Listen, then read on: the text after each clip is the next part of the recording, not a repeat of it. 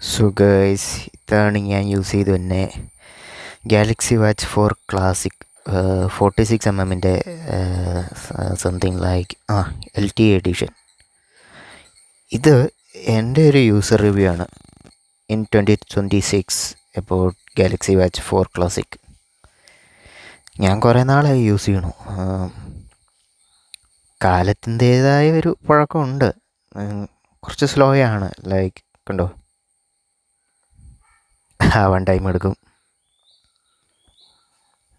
So ഇപ്പോഴത്തെ ഒരു ബഡ്ജറ്റിൽ ഗാലക്സി എക്കോസിസ്റ്റം വേണമെന്നുള്ളവർക്ക് വേണമെങ്കിൽ എടുക്കാവുന്ന റേറ്റാണ്. കാര്യം സ്ലോയൊക്കെ ആണെങ്കിലും ആവശ്യത്തിന് ലാസ്റ്റ് ചെയ്യും.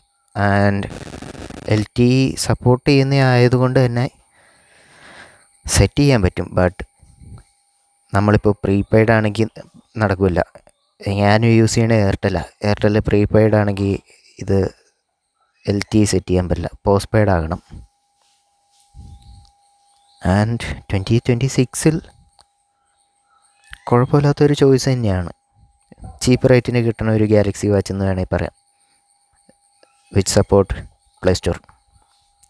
ആവശ്യത്തിന് ഫങ്ഷൻസ് എല്ലാം വർക്ക് ചെയ്യും, എന്നാലും സ്ലോയും ആണ്, ഔട്ട്ഡേറ്റഡും ആണ്.